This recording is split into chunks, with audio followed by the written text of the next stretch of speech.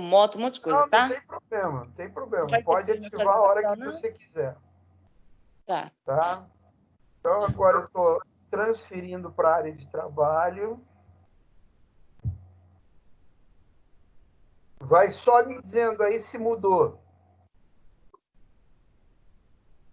Mudou? Para mim tá aparecendo. Então tá. Queridos, aula do dia 29 de maio, tá? Nós vamos falar sobre os fundamentos da educação infantil, ok? E nós vamos dar seguimento. Lembrem-se que tem uma aula e ninguém estava, mas a professora Natália pediu para eu gravar a aula do mesmo jeito e eu pedi que mandassem para vocês, tá? Tá gravado lá e aí vocês deem uma olhada. Tá no AVA também. Tá bom. Então, olhem só. Já assisti. Na questão de fundamentos da educação, nós temos algumas características importantes. Primeira delas, você cria como concepção de escola no ensino fundamental as escolas que são isoladas, as escolas tradicionais e a educação nova. Vamos pelas três. A isolada, grande influência com relação aos catequistas, que usavam a metodologia que tinham na época, com o recurso que tinham, mas eram escolas isoladas. Muito exemplo dessas escolas do interior, que ainda continuam, algumas delas com isolamento parecido. A questão da educação tradicional, do professor como único responsável do conhecimento e do ensino, o aluno ele só recebia conhecimento, tá? E a questão da educação da escola nova, que era a integração de sujeitos da sociedade de uma forma mais participativa, mais atual, com assuntos que eles gostariam de dissertar, né? Então, a escola nova e a escola pública brasileira, elas têm grande influência nisso. E por isso, vocês veem agora em relação à pandemia, como existem situações geopolíticas para abrir escolas ou não. Vocês podem ver que São Paulo vai flexibilizar as regras da pandemia, mas existe em torno de São Paulo, cidade, as metrópoles da grande São Paulo, que estão preocupadas, porque você trabalha num lugar e trabalha no outro, o pai vai deixar o filho na escola e vai para outro município. Então, tudo isso se engloba a uma questão política e geopolítica do que significa a escola. Então, você tem as características de lidar com a escola, com a relação da concepção do ensino, em relação ao movimento da escola nova e o pensamento pedagógico que foi mudando. Lógico, se deu ênfase à pedagogia tecnicista, que a partir de 1970, com a industrialização do país, ela ficou caracterizada e controlada e se desenvolveu através de um sistema educacional que, bem ou mal, estava aí. Se estavam usando direito ou não, ele foi formado. E isso serviu para criar o rosto da educação brasileira. Tá? E nisso, entendo, entrou Paulo Freire, entrou Darcy Ribeiro, entrou Frei Beto, entrou um segmento de educadores que transformaram a educação brasileira num sistema.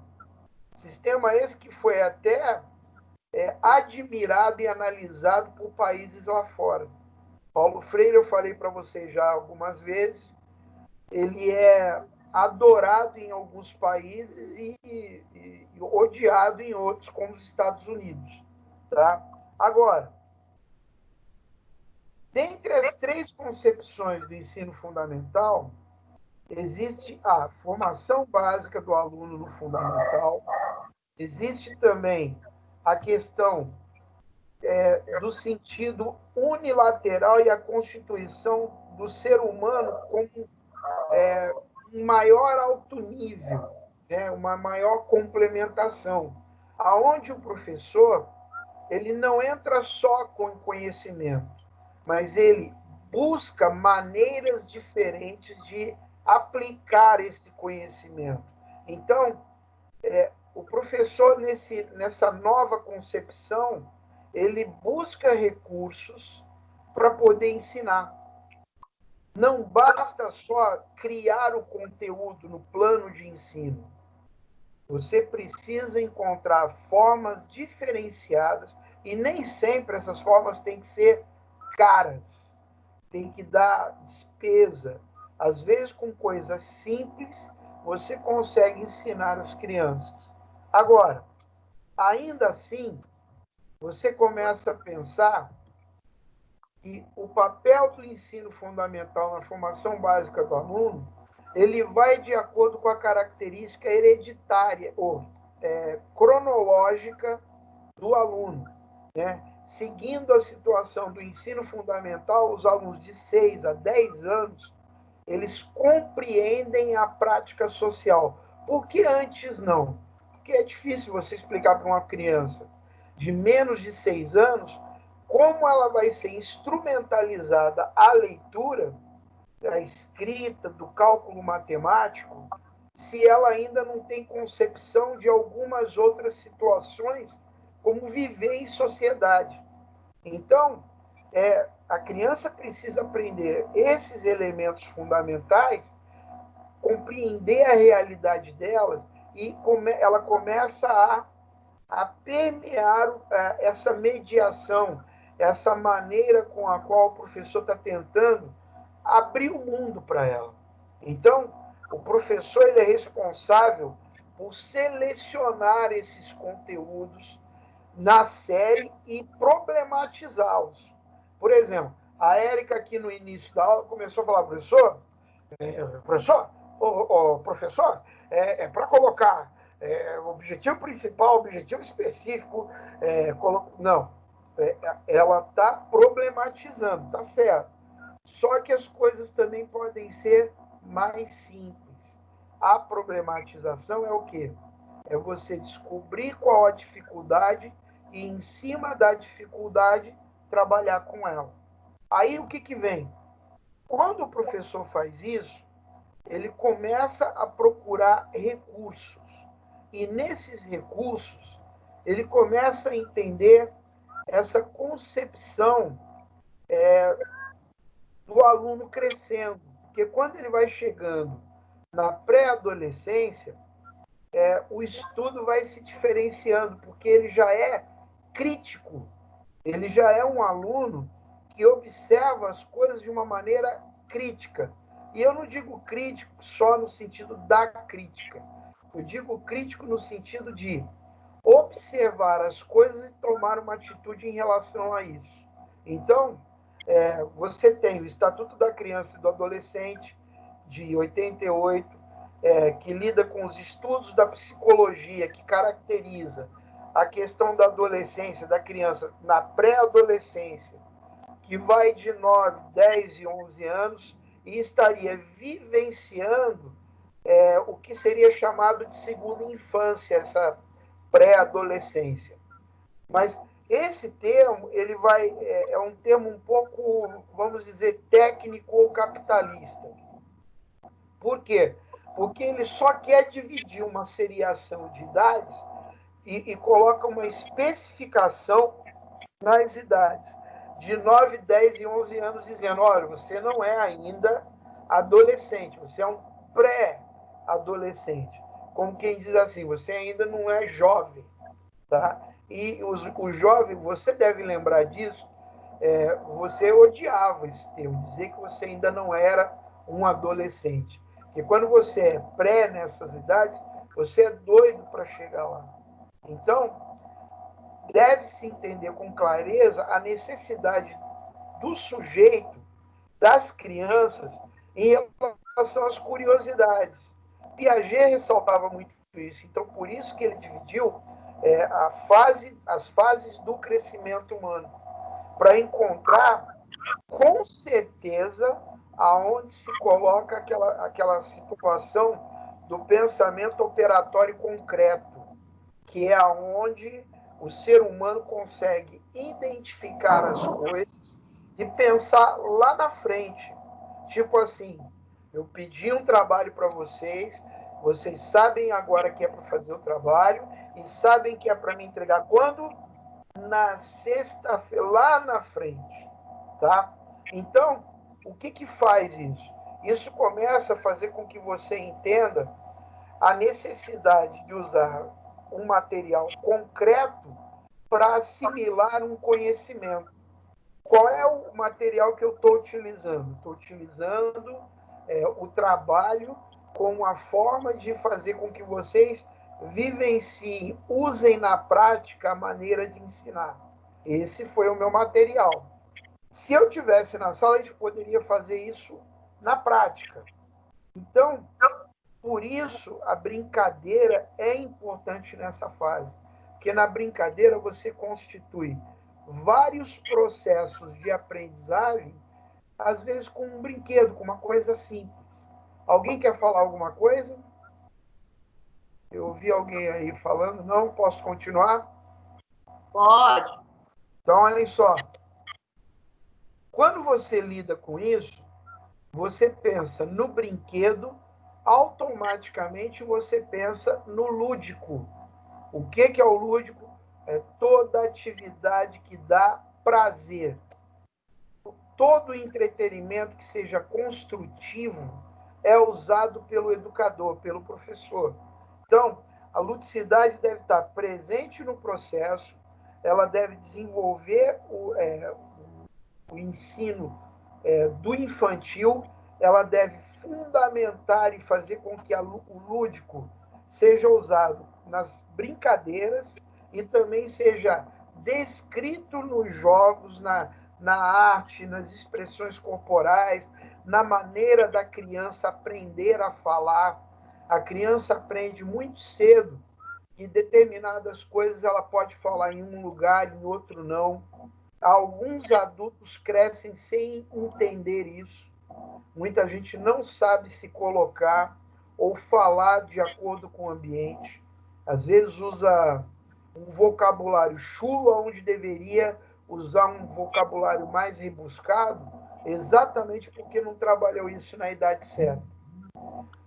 Quando você trabalha tais aspectos, você vai fazer com que esse desenvolvimento seja a aprendizagem da criança brincando e usando o potencial da brincadeira e ampliando a possibilidade de ter uma nova perspectiva de aprendizagem.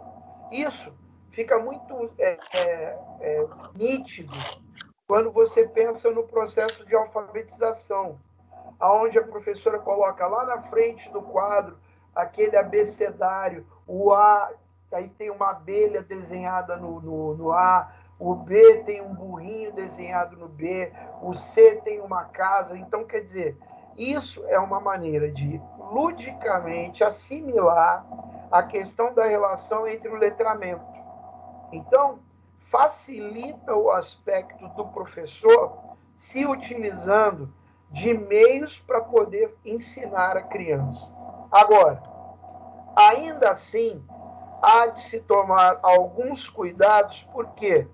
Porque quando você lida com o lúdico, você permite que a construção do pensamento a respeito de mais conhecimento seja um processo de cognição. Quando é um processo de cognição, é uma interação do aluno ao social. Facilita a sistematização da aprendizagem, porque não é só ele que está aprendendo individualmente, ele está percebendo que esse desenvolvimento que ele está tendo está acontecendo com o coleguinha do lado. Então, esse processo indica a ele que ele precisa aprender para acompanhar não só o tempo, não só os conteúdos, mas ele também precisa aprender para ser igual às outras crianças.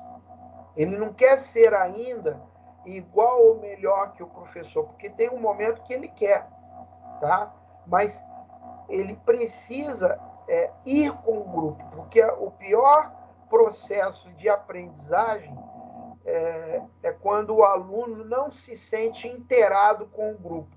E vocês já devem ter observado isso com crianças na escola, aquela criança que destoa do grupo porque ela não consegue aprender e ela fica chateada por isso. Ela começa a te dar trabalho como pessoa porque não está destoada do grupo. Então, nesse processo, você começa a entender que essa concepção de escola, ela vai segurar a situação que determina condições reais no processo de ensino-aprendizagem, vai fazer com que o professor use a sua autonomia, faça o planejamento junto a seus alunos, para que ele veja as necessidades que o aluno tem e define uma metodologia específica.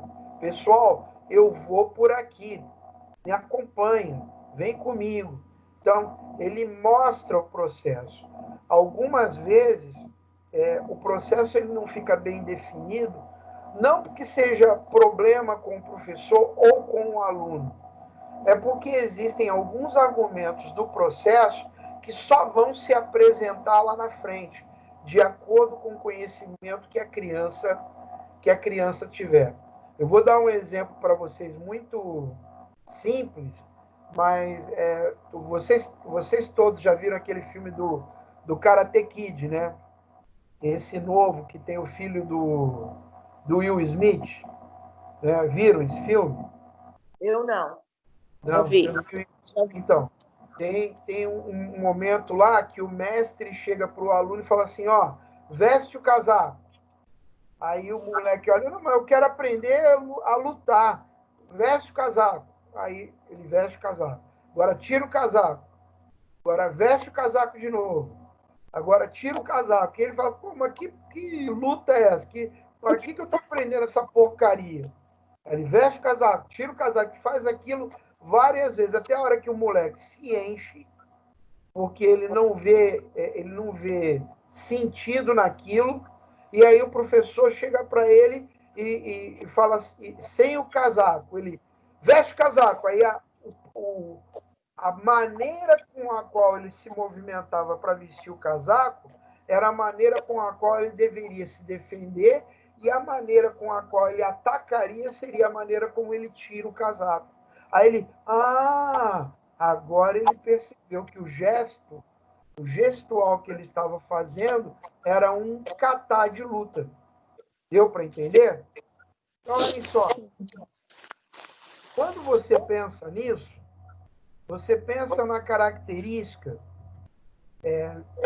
não só do método, mas da infraestrutura que a instituição de ensino fundamental te dá, e no qual você vai participar do processo de mantê-la ou de fazê-la ficar diferente. Vai de acordo com o teu trabalho. Então, existe uma estrutura, um prédio, uma escola, a responsabilidade do Estado é fruto da Primeira República. A escola tem um espaço para articular projetos. Esses projetos têm que seguir um grau de progresso. Aí você tem a necessidade, espaço e tempo para questões políticas, sociais e culturais dentro da escola. Você usa a questão da discussão e do processo de aprendizagem para que o aluno entenda melhor esse processo. E aí você começa a organizar o que você tem. O que você tem? Eu tenho esse espaço para trabalhar, a sala de aula e os outros espaços. Então, eu vou relacionar o meu trabalho pedagógico a isso, ao espaço e ao tempo que eu tenho. Eu tenho a manhã inteira para ensinar essas crianças a ler e escrever e fazer as 4 operações. Eu vou trabalhar com isso e vou fazer com que a formação dos anos iniciais do ensino concebam essa necessidade de aprender determinadas coisas que vêm do processo, não só que você dá, mas do processo que a escola te exige, que o Estado te pede, né? Existem professores que vão além disso. Lembram do filme Conrad, que eu passei para vocês na faculdade? O que o Conrad fazia? Ele não ensinava só a ler e a escrever. Ele ensinou as crianças a terem sentimento através da música, ele ensinou higiene, ele ensinou até as crianças a nadarem, que ali era uma necessidade básica, porque eles estavam cercados por água e muita gente morria afogada. Então, isso é ver a necessidade do aluno, contextualizá-lo, explorar as experiências que o aluno vai ter e se apropriar disso. Fazer, então, com que a elaboração dessa organização de espaço seja uma realidade, não uma utopia. O que é uma utopia? É algo assim, professor, mas isso aqui é impossível agora. Não, fazer com que se torne possível. Tá? Aí você lida com uma questão interessante. Quando você pensa na escola, você pensa na escola em relação ao papel do professor. Aí vem a questão da qualidade do ambiente escolar, vai ver que a convivência entre o sujeito que compõe o cotidiano e entre a escola é necessária, porque ele é um protagonista das ações, não é só você, professor. Às vezes o professor acha que não. Se eu não estiver aqui, o aluno não aprende. Não, o aluno aprende. Mas você é um facilitador desse aprendizado. Então, por isso você tem que lidar com as estruturas que atendam às necessidades do ambiente bem organizado, fazer com que tenha qualidade, fazer com que não só o aspecto intelectual, físico ou psicológico, mas ambos estarem interagindo um com o outro, para que você, professor, possa explorar melhor o tempo e espaço que você tem. Aí você vai disponibilizar a questão do material, você vai envolver os alunos nesse planejamento. O aluno vai entender por quê.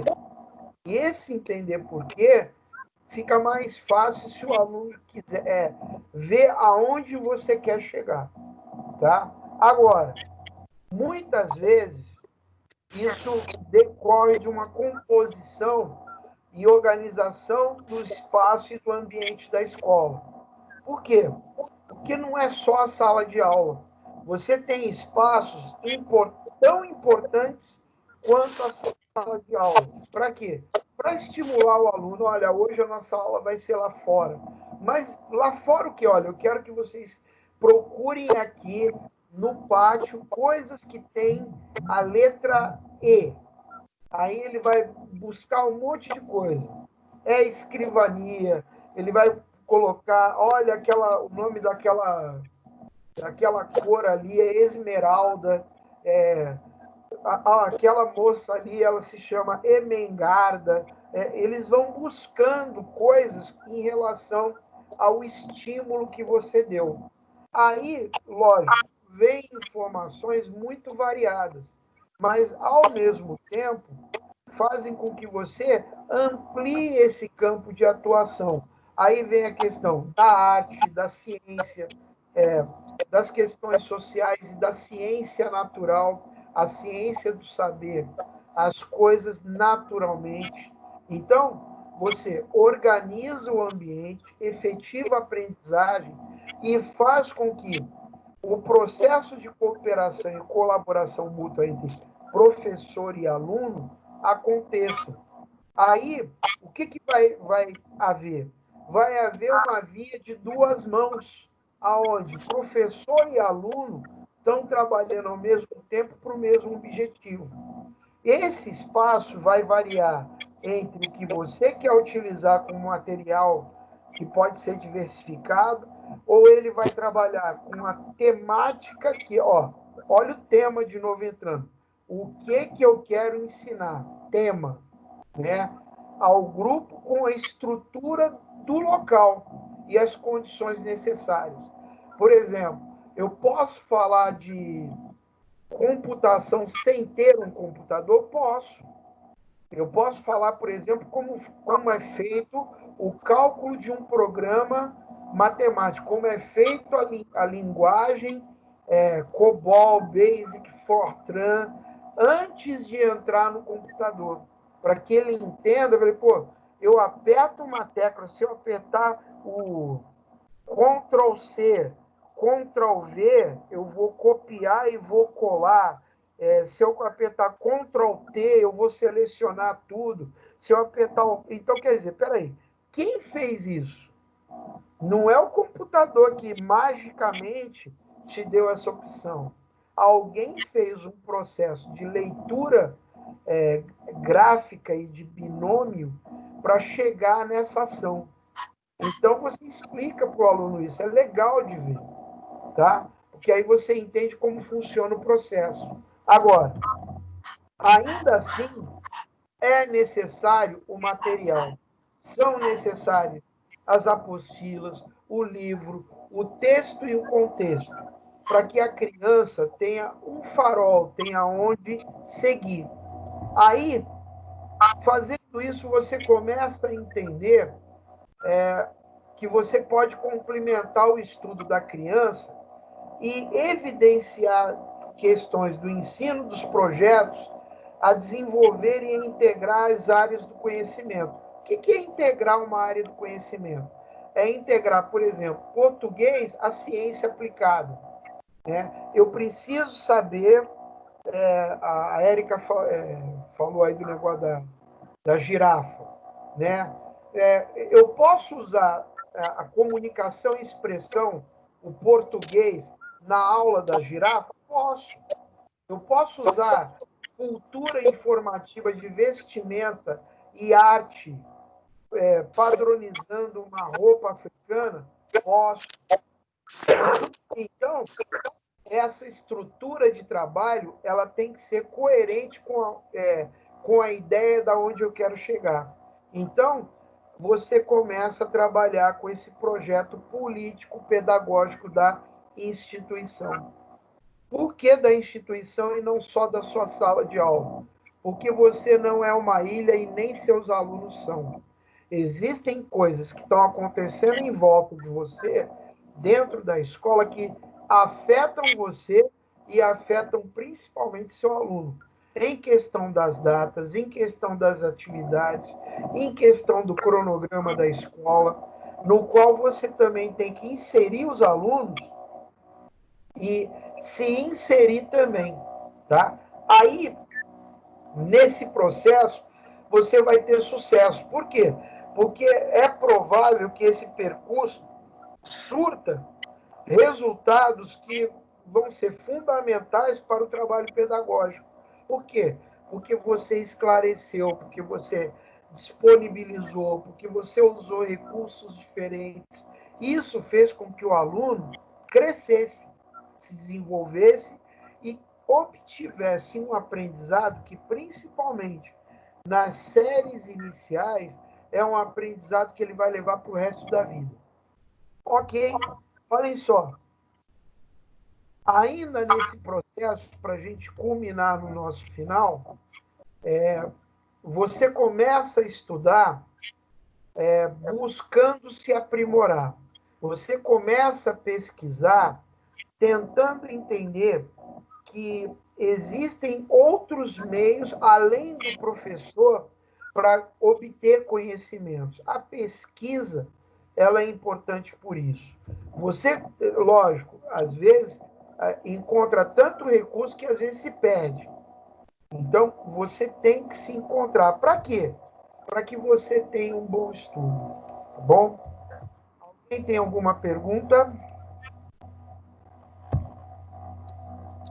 Então, professor, Michele, esses dias eu estava com meu filho fazendo lição de casa E tinha uma imagem lá no livro dele que tinha que identificar lá, né? Porque eram as de ciências naturais, né? Sim.